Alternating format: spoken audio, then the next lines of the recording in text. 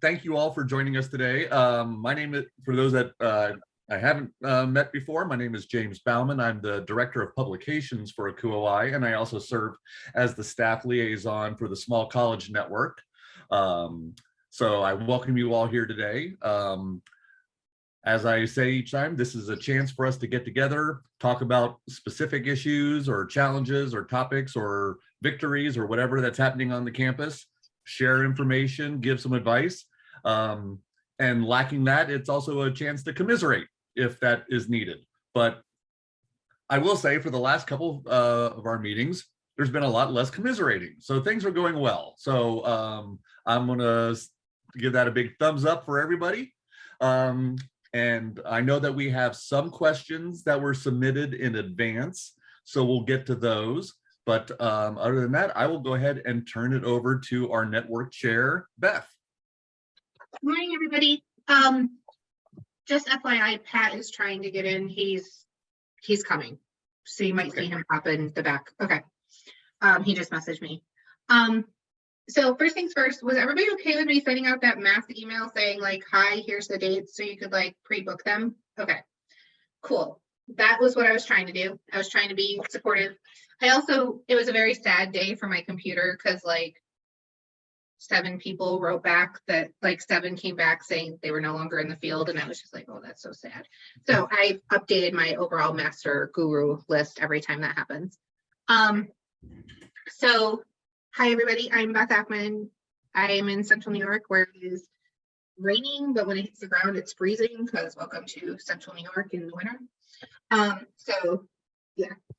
If anybody wants to go around and say who they are, where they're from, because there are some new faces, and we can get started. So Robin, since your office looks spectacular, can you start?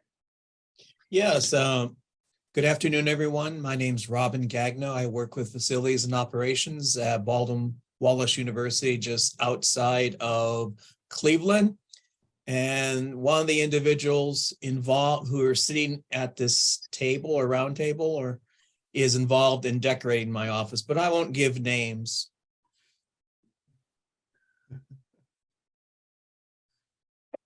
Choose someone to go next, Robin. James. Oh, you went already. I already went. All right, let's go. It looks like a Kristen, is it Brewer? Oh my gosh, how embarrassing. So I am the one who decorated Robin's office. We have been colleagues for 8 years. We are neighbors. We are friends. It's a lot. So my name is Kristen. I'm one of the assistant directors in residence life and housing, also at Baldwin Wallace University in Berea, Ohio.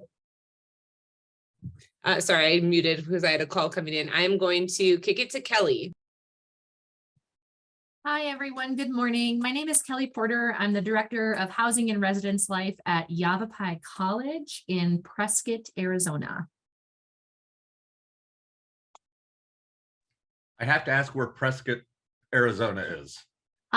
We are north of Phoenix, so it's much cooler here and more foresty, and we're a little south of Flagstaff. So yeah, it's beautiful. Okay.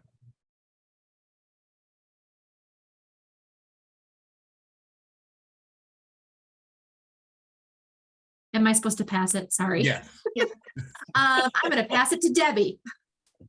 I'm Debbie Kolstad. I'm the Director of Residence Life at Lewis Clark State College, and I'm in Lewiston, Idaho. So I'm about 5 hours north of Boise, 30 minutes south of the University of Idaho.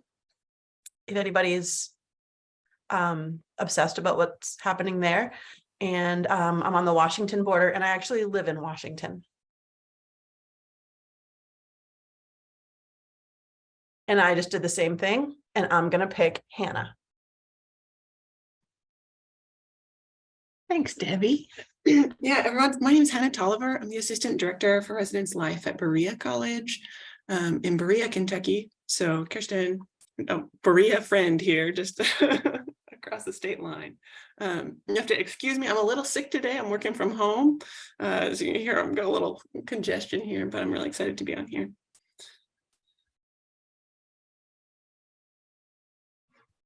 Hannah, do you want to pick somebody? Oh, thank you. Jess.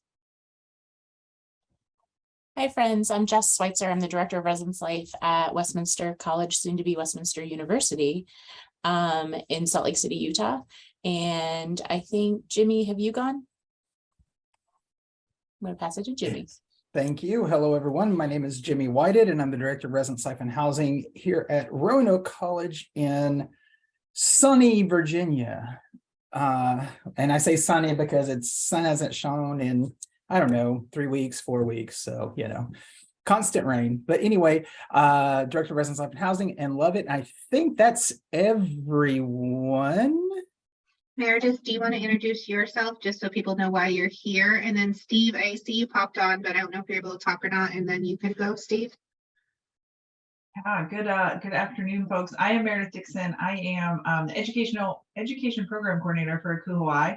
And so I am often floating in the background of many of these calls, making sure things are going as they should. And I will also disclose that my background is in housing at small colleges, so I always am particularly happy to be joining this call. Steve, you're up. And then, hi, Pat, you're next. Go for it, Steve. Hi, everyone. I am Stephen Corres, pronouns he, him, his. I most recently worked at a small private college here in Philadelphia as the Associate Dean of Residence Life and Off-Campus Housing. I recently left and will be starting at a new institution. I can't really say yet where, but I'm excited to announce it once all the details have come in, and I've been, I get everything, hopefully, knock on wood, that I've requested. But yes, I'm excited to hopefully be relocating from Philadelphia to New York City. So, Pat, you're up. Sorry. Hi, I'm Patrick Bender, the University of Richmond. I'm not sure what else we're sharing because I'm late, so I apologize. That's it. You're good. I told him you were coming in late, so we're all good. Okay, so we had 3 questions come in, and everybody's on the call, so I don't know if you guys would like me to take notes or if the person that wrote the question would like to take the note. I don't know if you want me to call you out when I read your question, you tell me, kind of thing, but I was just going to start with one of the questions is, has anyone changed professional staff titles from coordinator to assistant director? And that was my question. So we are looking, I'm constantly trying to get my staff pay raises. And currently they are listed as coordinator roles. They're the most recent pay raise I got them wasn't really a pay raise, but I took them from 12 months to 11 months as a coordinator role. And they are master's preferred. If I make them an assistant director and master's required, I could give them about a $3,000 to $4,000 pay raise. And then if I make them 12 months, I can give them a little bit more. And so I'm just wondering, has anyone done that recently? Are there things I should be paying attention to, or things I should be thinking about? Because I think I'm looking at it for one very important purpose, and I don't want to miss other things I should be thinking about. So I'm rewriting ours right now. I went to HR already, and I went to our union because we're state. So if you're union, make sure to check with your union to make sure you're not going outside of the union numbers, because that was the one thing I was told. And then also not to, there's a SUNY bracket for level pay, whatever. So right now mine are RDs, but kind of going off like the fact there's a question about student leadership. I'm having a problem getting professional leadership on campus. So with that being said, what I can do, so what I did do is a few years ago, I went from 10 months to 11 months, and I was able to give them a $3,500 raise by doing that. And then they're now RDs, but I want to switch them to area coordinators. Because in SUNY you have to do a RD, area coordinator, assistant director, associate director, director. Now you can do RDs and area coordinators in the same level, is what I found out. So I don't have to change their name in SUNY, but I have to change their name on campus. I'm going to keep them at 11 months because I've talked to my RDs to see like would they want to do the 12 month or do they like working the 11th month, because I really am trying. The reasons why I'm rewriting it, and maybe this is why you are, Jess, is I'm worried about burnout. I'm worried about compensation for work. And I'm wanting to make the most positive environment I can for this position. So those are the things I'm doing. But If I switch them to area coordinator, I can get them about $5,000. And they would then be over 2 residence halls with supervising at HRA. And we will be master preferred because they're still by SUNY in the line that says we can still do master preferred. If I switch them to assistant director, that's where I have to switch to master, like what you're running into. But that's what I'm working on right now. And Steve has his hand. Yeah. First, I love that you're doing this and trying to make things better for them and get them more compensation. I think that's great. So I've been on both sides of the spectrum in this area. I've changed from an RD to an area coordinator, and then I also had to do something for staff members where they went from an RD to an assistant director as well. And there's certain things that I didn't think about. I think I was on the same page as you in wanting to get my people compensation and make them a little bit more happier in the workplace with what they were looking for professionally. But it took somebody who was a little bit more senior than me to kind of give me some food for thought about making that decision before I went ahead and did it. So there's positives and cons for doing this, right? And the only cons that this senior dean kind of shared with me said 2 things. They said, number one, will the administrative staff and the students and the rest of the staff be able to respond to them in a new light, in a new title, in a new position where they're maybe a little bit more senior or mid-level and have more responsibilities? RD to something higher than an RD is a slight big step, and most RDs, especially if they're fresh out of grad school, are either the same age sometimes, unfortunately, or around the same age as students. So that transition into a more mid-level role can be challenging for them, but also the community around, because they've been used to seeing this person in this kind of more entry-level role.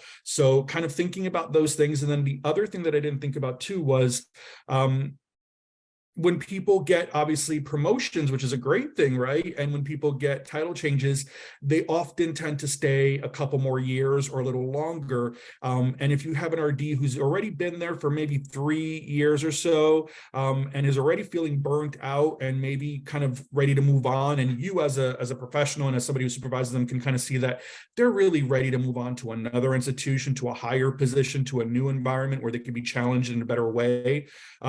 It might also merit thinking about that too, because you might end up having somebody who's already a little bit frustrated with the system you have in place, with the institution, and with burnout, stuck there for another 3 or 4 more years because they have a new position, a new compensation, everything else. And that kind of puts a lot of added work on your end then to kind of manage that. And I didn't think about that when I was trying to make those decisions and changing. Those were things that I never would have thought about, and it took somebody who was well into like 20 years of management to kind of shed that light. So I share that with you as well, to kind of keep that in mind, and still fight for them to get more money, because I don't think RDs get enough for none of us get enough, let's be real. But I think anything you can do to help them is always great too.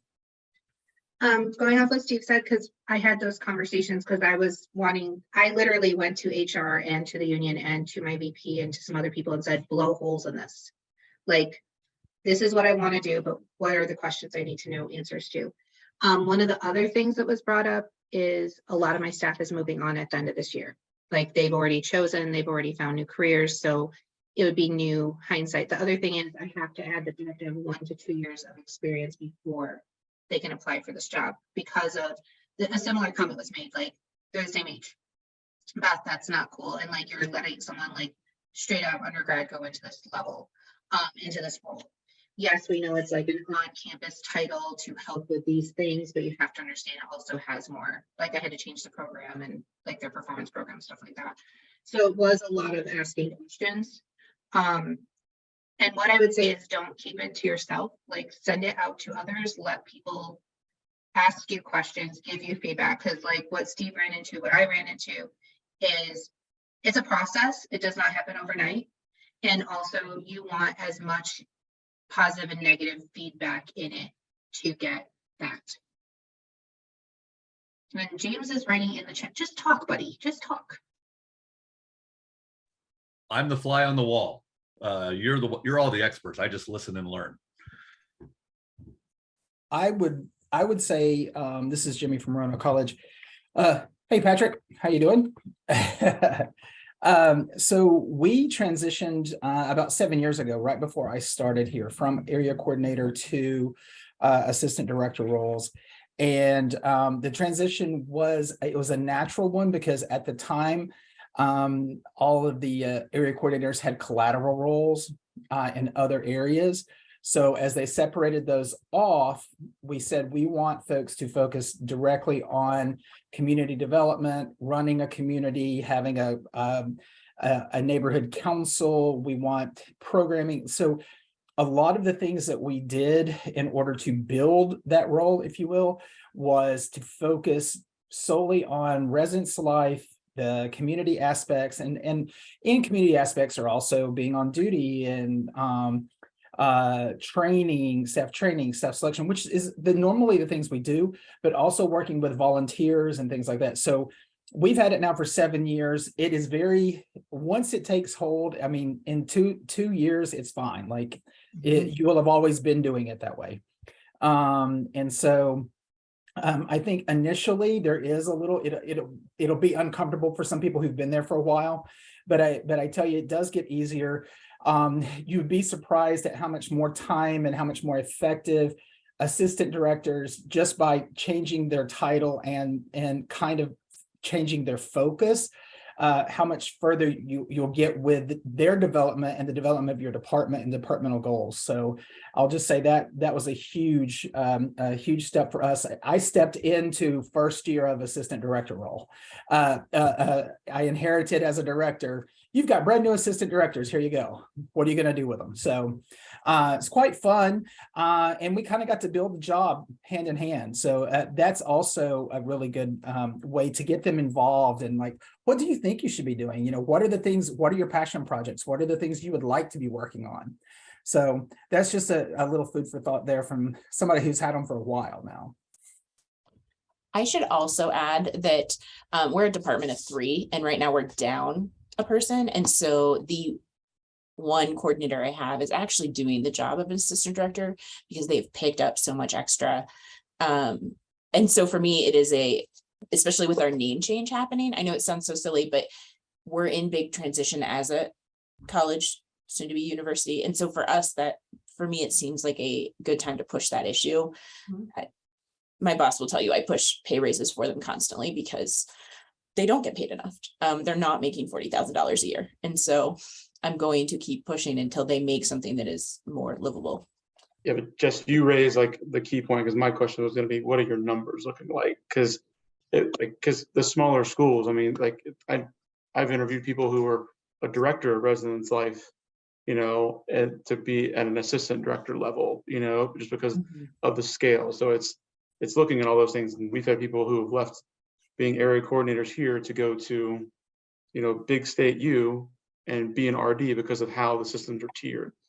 And I think that's where you have a lot more fuel to it, you know, with a smaller department. And that why have 3 tiers when there's really just 1.5, you know, technically, because you're also intertwined anyway, you know.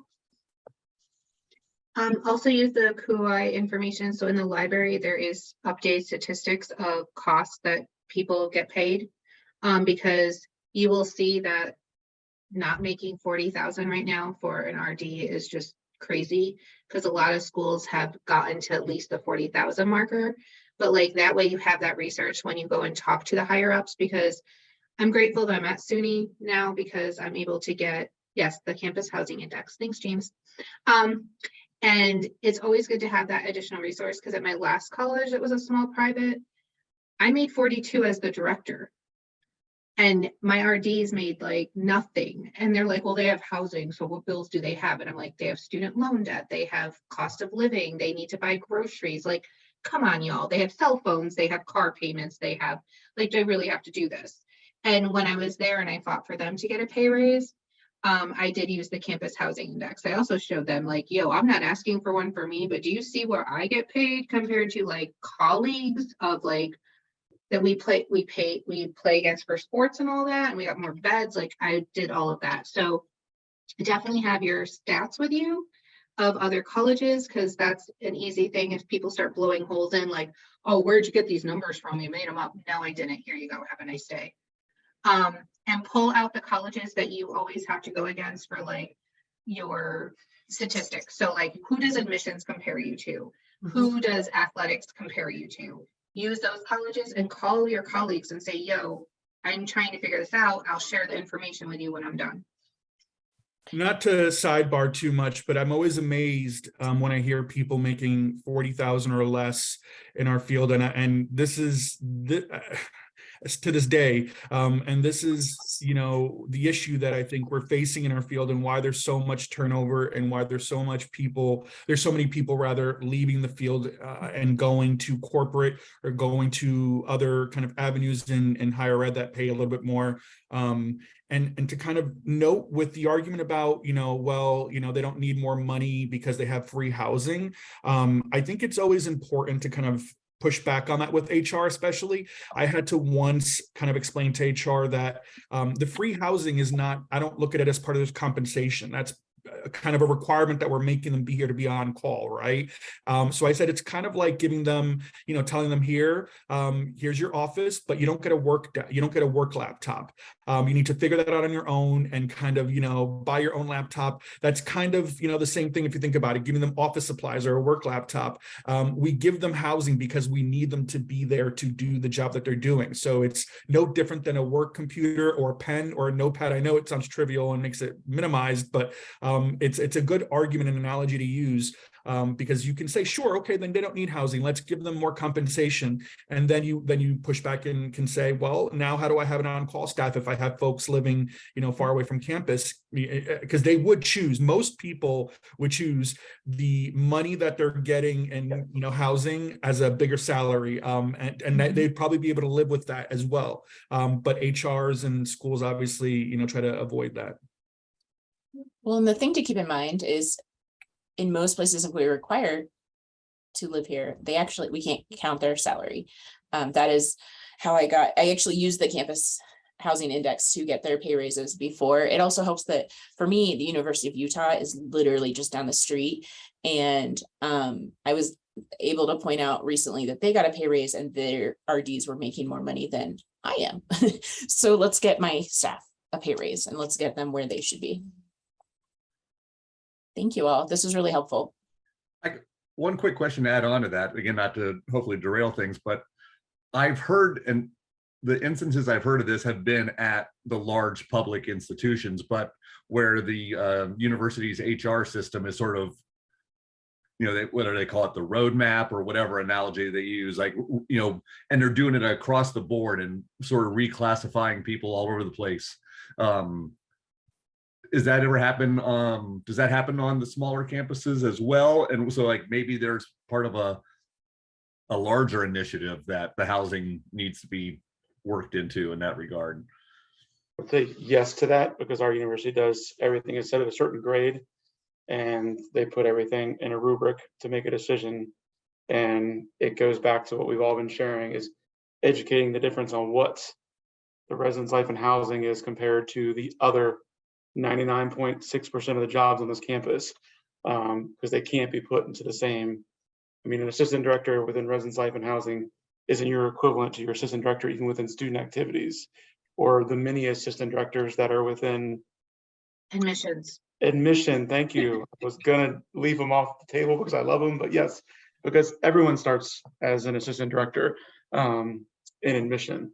So yeah, there's a lot to that. And actually, I'm actually having our Zoom because we have a new business partner and a hiring manager that just started with the university 6 months ago, and we're about to go through our selection. And so knowing that they're new, we're setting up time to be like, I'm sure you don't know anything about a living position because you've never worked on a college campus. And they're like, I have no clue.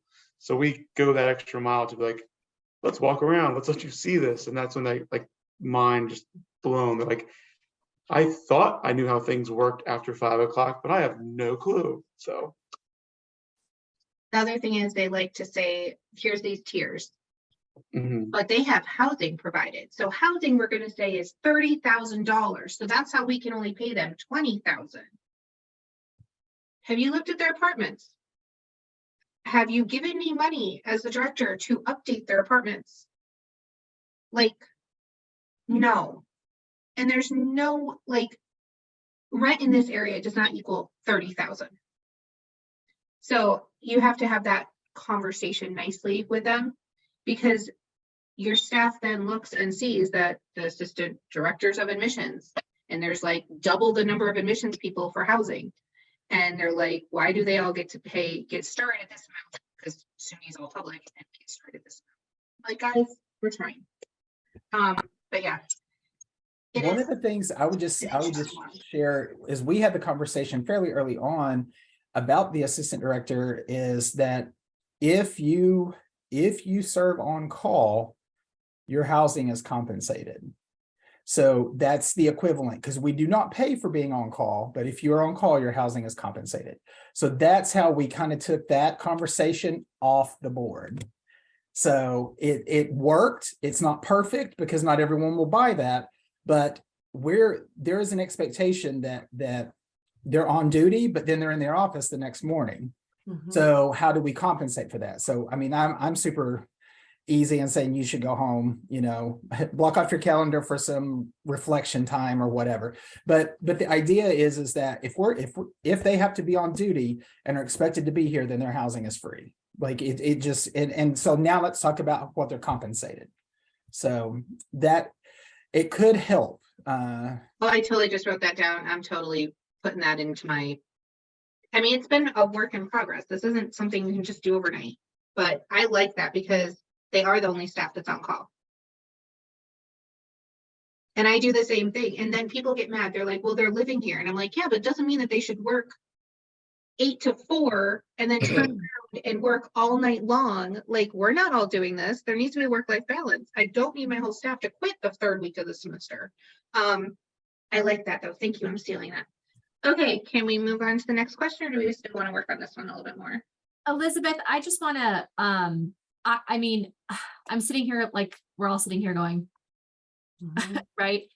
And I just, you know, Yavapai College is a rural community college. We're a really small housing department. So there are 3 of us. I'm at the director level. I have a lot of stuff even outside of housing that I have responsibility in. And then I have 2 very powerful folks that are full-time live on working underneath me, and we get it done because we have such a fabulous team. But I just want to encourage everybody here, you know, what I've learned working in housing over the last few years is nobody really understands our work unless we take the time to continually educate them on what we do and why it is so dynamic and why it is so complicated and complex. And you know, we all can operate under the assumption that our HR representatives are not going to understand our work, and it's our job to tell them over and over and over and over again. And also the people that we report to. I mean, I've spent the last 2 years educating my direct supervisor on what's really going on in housing and why the things that we ask for are really important and need to be valued by our institution. So I just want to encourage all of you to continue to be like the squeaky wheels, because if we're not going to do it for our teams, no one is going to do it. And so just stay your course. I've been able to get a lot of good changes here at Yavapai College in the last few years, and I won't be satisfied. I'm always going to keep pushing for more because I know what's right for both our residents, right, our students, but also the people who work in these dynamic departments that we have. And so I just want to encourage you all to just like stay the course, find data, and just keep pushing, and don't stop doing that, because it's our responsibility. So Beth, this is Robin. I don't want to dwell on this too long, but sometimes you're somewhat restricted by finances, but there's other things you can do. For example, years ago, I was able to increase our amount of money that we provided for our staff for meal plans. And then at the end of the semester, I had it so it rolled over. So whatever money they didn't use moved into the next year, moved into the next semester, moved into the next semester. So it became something that they could use for other things besides the meal plan. So sometimes there's little things you can do that sometimes doesn't go with the title or with additional financial compensation for their job. So think of those little things too that does make a difference in the long run. We did that when I first got here because my staff was saying they weren't using their meal plan. So they were given like a student meal plan and they weren't using it. So we did we have campus cash and they can roll it over. They can actually get it cashed out when they leave. Which I thought was crazy, but whatever, makes it work for them. And they can use it at the local gas station to put gas in their car. I'm finding out that's what most of them are using it for right now. I'm like, okay, guys, good to know. So I don't care what they use it for. Okay, so then we had RA and live-in staff duties, amounts, rotations, etc. So it's kind of adding on to this conversation a little bit. So That was me. okay, who wants to take Yeah, that? I was just trying to get just a barometer of the room, the screen, what have you, of like estimated like how many times a semester your student staff are on duty. What does that duty look like? Is it all night? Is it in an office, in a lobby? And then same with your, entry level professional live on staff. Like what is that rotation? Is it week to week? How many weeks a semester? Things like that. I can go. I have 3 undergraduate RDs and I'm on duty rotation with them. So I have Thursday nights and every 4th weekend. My RAs, so our buildings are smaller. Our biggest building is like 120 people. So we don't have front desks.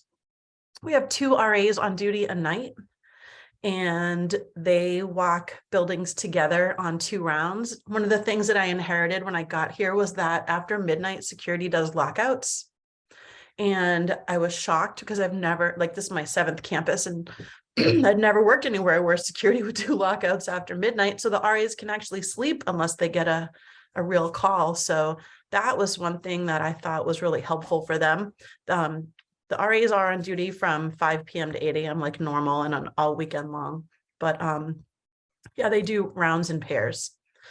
So that's helpful too. The only thing I change is during finals week, I have them like each person in a building is on duty. So they just do rounds for their building just during finals.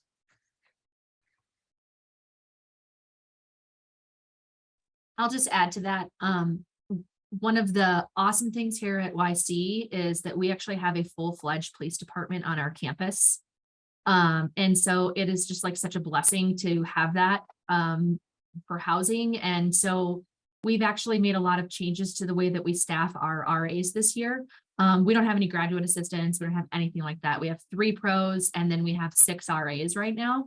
And we worked out a relationship with our campus safety department where they're actually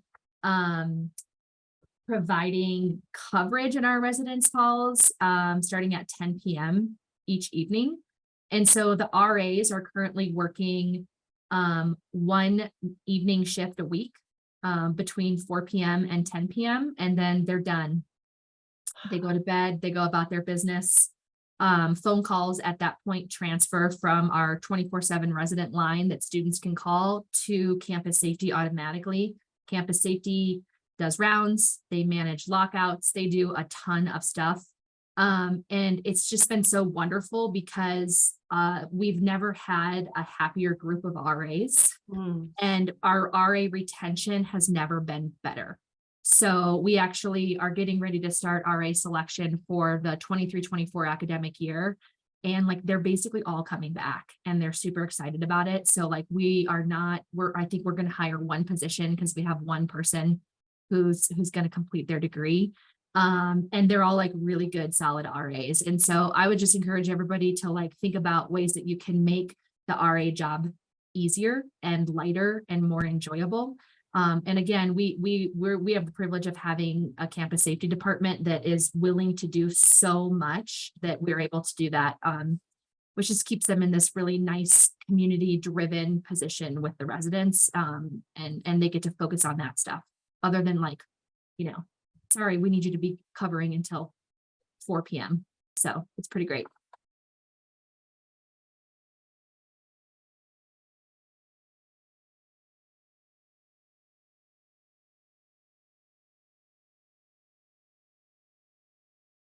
I wish I could get UP to do that for us, but our UP for rural also covers the town. So they can't. Because the lockouts are becoming a horrific nightmare for my staff. We had 6.5 hours yesterday, and I thought my RD was going to like string people up by their toenails. So we have we work with our auxiliary, so the auxiliary oversees 2 of the residence halls, but we put all of us on rotation together because it was burning them out by them being on every 2 weeks, and it was burning out my staff by being on every 4 weeks, the professional staff. So there's now 5 of them instead of 3 and 2. So they rotate duty schedules. So they're on this semester 2 weeks, some of them, and 3 weeks, some of them, and they're like so excited. Because before they were on like 6 weeks. So they're excited that there's more people in the rotation. And then we have a director for Commons, which is our auxiliary, and then we have an assistant director now for Res Life, which was new this year. And so the 3 of us rotate on calls. So instead of maybe on 24/7, 365 days a year, during the school year, I'm on every 3rd week, which is awesome because I can actually like put my phone on my kitchen table like my husband does his work phone when he gets home, and I don't have to answer at certain times, and it can go to voicemail, and I don't feel bad about that. So that has helped a little bit with my work-life balance. And then have a good day. And then the other thing was our RAs, they do like, we have anything from 5 RAs in a building to 9 RAs in a building, and they rotate. And a lot of them do like a Monday, Tuesday, Sunday, Monday, Tuesday, Wednesday, and then they rotate Thursday, Friday, Saturday as the weekend. So the ones that have 9, they kind of do like every other week, and the ones that have 5 do every week. But honestly, the thing that's really burning out the staffs are the lockouts and trying to get the students to be accountable for lockouts. We do have a university police department, but because we are in a rural area, they cover the town too. So we have to be careful with what we do with that. Also, we do not make them stay on the desk past 11 p.m. Sunday through the RAs are on the desk from 7 p.m. to 11 p.m. and the RDs are in their offices during the day. So there's a window of downtime. We bought all the RAs, not all the RAs, every building an iPhone. So now we can FaceTime with RAs and see if we actually have to respond to a situation. So if there's spilled something in the hallway, they can FaceTime the RD on call instead of the RD having to respond to the situation, which the RDs appreciate that. So it was like, what could we do technology-wise to help out the staff with burnout without them having to respond to everything? They could still sit in their living room, have their feet up, be warm, not go out in a snowstorm because of something weird. So that did help a little bit. But at night, they just keep the phone on for on-call, but they don't have to sit at a desk. Do you charge students for lockouts? No, I wish we could then turn it into programming money for the Res Life, but I'm not going to go there. Time to start. Kelly, whatever you have, please send it to me so I can see if I can vet it. It's an inconvenience is what we put on them. It's Okay. We're not going to do anything to our students that's going to like take them out, right? But like they basically get 3 freebies from us, and then every lockout that comes after that, we put a $15 charge on their student account. If they don't pay it, they get a hold on their student account, which gets in the way of a lot of things like registration and stuff like that. And so it's really just like an accountability tool that we use. But we have lockout problems. I mean, we have a really difficult time even getting our students to lock their doors in the first place. I don't know if anybody else has that going on, but yeah, I mean, I would encourage you to institute a little penalty. We did Are we that too, and explaining- it was very successful. Yeah, it helps. Yeah, every institution I've had that in, and it's definitely helped with curbing some of those lockouts. I also think, I can't remember the exact format of it, but when I worked at NYU years ago, as a grad assistant for a little bit, I remember that their procedure was really tough. Like, because they have like campus security at all their doors, after a certain hour with a lockout, which a lot of their lockouts would, and like most of us, would happen after midnight, especially on Thursday, Friday, Saturday nights when there's the most activity on campus and maybe people are slightly inebriated. And I think I remember after, I think it's 11 a.m., the RA on duty no longer does lockouts until they, or I'm sorry, after 10 p.m. on the weekends.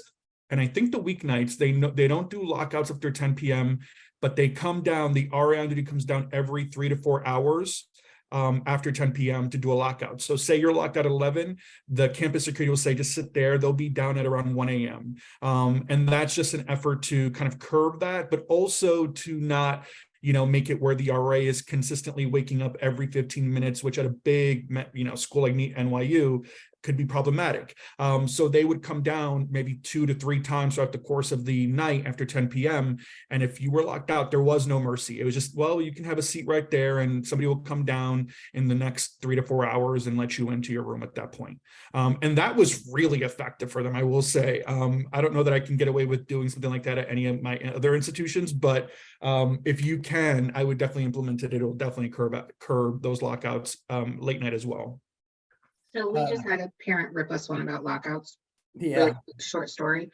Because in our little conduct in our housing license, it says that lockouts are not a priority and that we will get to them when we can. And one parent lost their cool on me. And I even sent them the housing license that their child signed and all this other stuff. And she's like, but my child's locked out. And I'm like, okay, but ma'am, if they're locked out of their house right now, how would they get into it? You would have to leave work and go let them in. Well, they wouldn't do that. And I'm like, okay, anyways. So sorry, Jimmy, go ahead. I was just going to say, we've taken several different approaches. Our RAs are on duty 7 p.m. to 7 a.m. They are responsible for lockouts because our campus safety officers are busy doing everything else, locking buildings, walking halls, those kind of things. They tend to, as you mentioned, Friday, Saturdays, and Sundays are the worst. They'll call campus safety and dispatch for any of the exterior doors. Dispatch can unlock those because they're all electronic. I saw somebody post that, their electronic doors, so they can open those, let them in, and then shut after they verify that they live in the building, and then shut them, lock them behind them.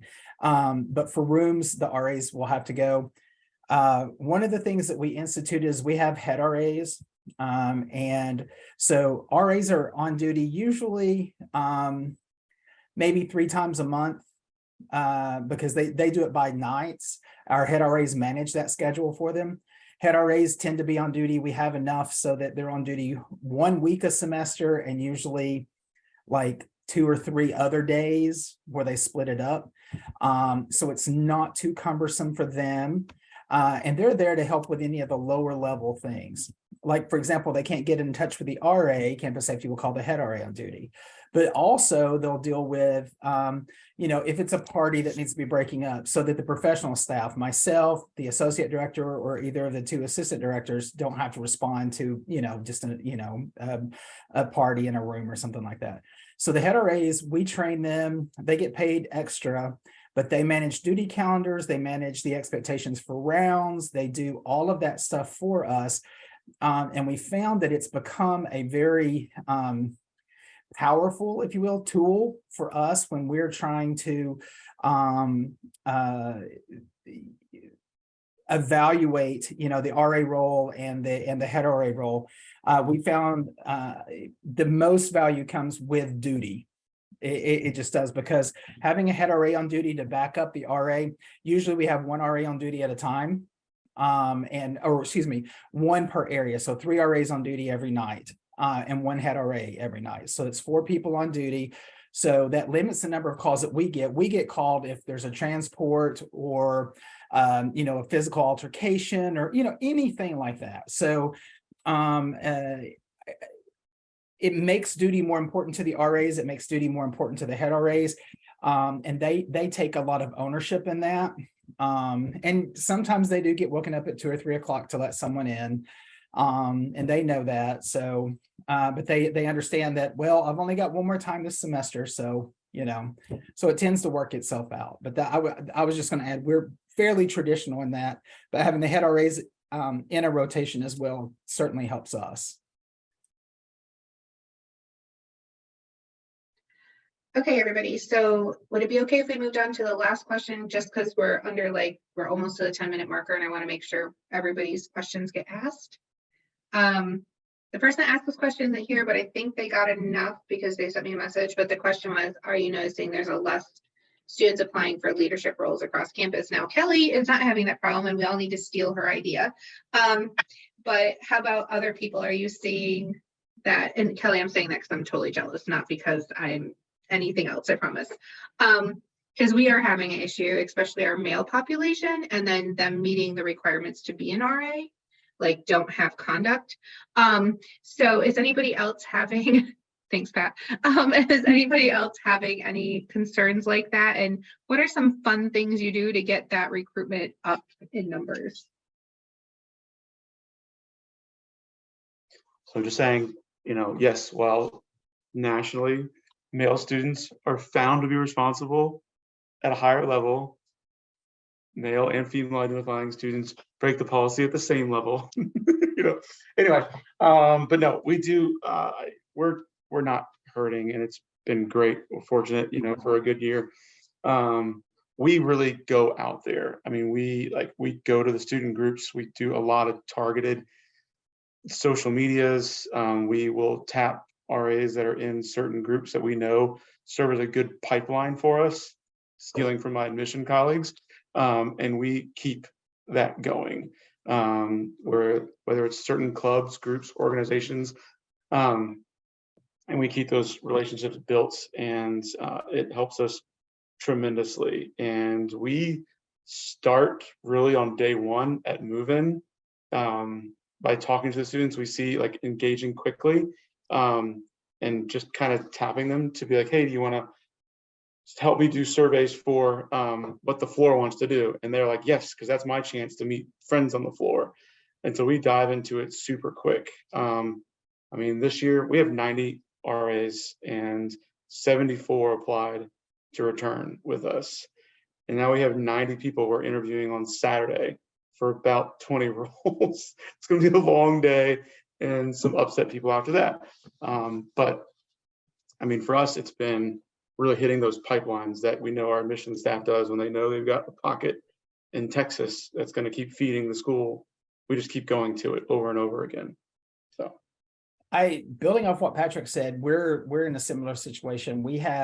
We find people who love the job in all aspects of it, and tell them to get their friends. Say, you've enjoyed it, tell them to apply.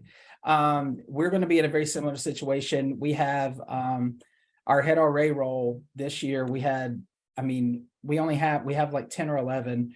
And I mean, we had like 16, 18 people, all fully qualified, all very good candidates. And we just couldn't hire them all. But of that, one person last year was in that group. Was in a fraternity. I'll just say it was in a fraternity. And now 3 of his fraternity brothers are going to be either RAs or head RAs because of how much he spoke about that job. That's just one example of somebody having a good experience and talking about it. So, and also use feeder groups. I have some leadership fellows that I work with. I get them in here. I say, all right, now it's your time to apply for a job. The RA job's open. You should look at that one, so using feeder groups like that you work with in another thing. I'm I'm an advisor for a first gen honor society. How many of you have ever thought about being an RA? So it's using those, the things that pop up are very easy to do.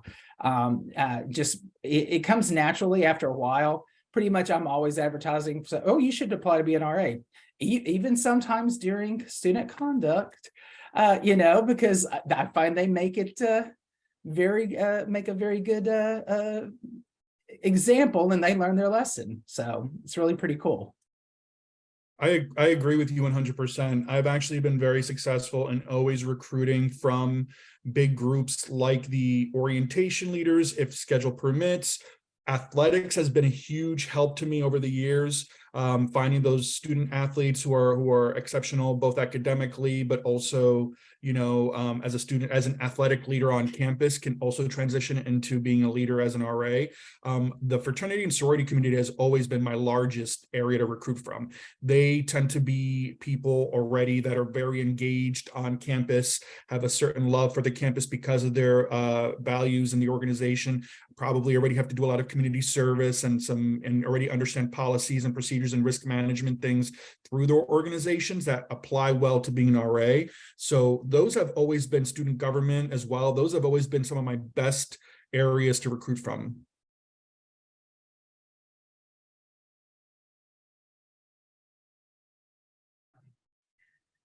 Okay.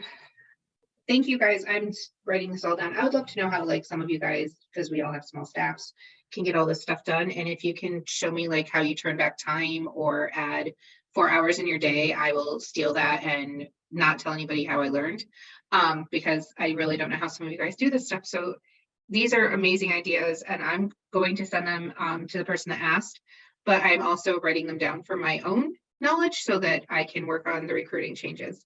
Thanks, Robin. I still need to know how to put 4 hours into my day and not be sleeping hours.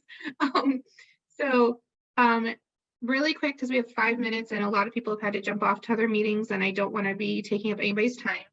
Really quick plug, we're going to be doing this again next month. You all got the email with the times. I will send out when the new link comes out so that way you guys all have it. If at any time you guys need anything or you want to reach out to somebody that was on a chat, let me know and I can get you their info and like start a conversation between the two of you. I did that this past month with a couple of people. And also, Robin just put a question. Has anyone seen an increase in mental health issues? Yes. I feel like since COVID and on, it's just getting worse and worse. And I think that students, because of COVID, and this is just my personal take, some students don't have the ability or the education of how to handle the environment because they were able to be so protected because they didn't leave. Yeah, it's zero coping skills, like nothing. And if they are coping, it's with alcohol or drugs or other things, which increase the mental health illnesses as well. So the numbers have gone up here. Also with that, our ESA numbers have gone up. And we're working on that, but our ESAs have gone up, but then students don't understand what an ESA is and what an ESA is not. And they also think that certain animals should just be able to come to campus, and hell no. And they're like, oh, but it's my ESA. I'm like, what service is this doing for you? It's sitting in a tank. Are you watching it? Like, what is this doing? Why do you think it's okay to bring something that's going to go up into my heater system and go into another room because you don't keep it in its cage? Yeah, sorry, these are just comments I'm going to make because this is what I'm dealing with. But I don't mind if you want to bring like Fifi and the cat and things like that. Like, that's fine. Bring a cat, bring a dog. We'll see what we can do. But like some of the stuff they're making up there, don't get me started about ferrets. We had somebody that had a ferret here without permission. That's what I was talking about, going up in the heater system. I don't want to talk about ferrets. I want to talk about mice. I don't want to talk about snakes. Yeah, no. Bearded dragons, don't get me started. Yeah. We had a tank full of hermit crabs. As an ESA? Hermit crabs. What did they do? Watch them? Okay. Anyways, does anybody else have any other questions? Anybody else want to do anything? We've got 2 minutes. Thank you all so much for joining us. Again, a lot of familiar faces, some new ones on this call. I think that was fantastic. Beth did not plug. Registration is currently live for the Small College Symposium. That is April 19th. Information is on the website, and we will be updating it with more as we finalize some speakers and topics. But I've been exchanging some emails, and I'm very excited about our keynote opening speaker that I am 85% sure will be a part of it. And I will say his or her name when we get that That's good. confirmed. But he's great. So there. So But, okay, so anyways, and if there's anything you specifically like covered at the symposium, you still have time to let me know, so I can either say, yes, we have it, or no, we can add it. And there is the group rate, so like, if you want like more than one person from your campus, like, say you have more than 5 people, do the group rate. And it can go out to anybody on your campus, so like a KUI can go out to, like, I've had my conduct person loves to come to the small college university symposium, so I always add her in. She thinks it's amazing information. Your RDs, it's very helpful information and it's very inexpensive training. I'm having my HRAs on it this year because 2 of them want to go into the field, and I'm like, heck yeah, let's go. So please do that. Okay. Stay warm if you're cold, stay cool if you're hot, you know, the whole thing. Have a good day. talk to y'all later.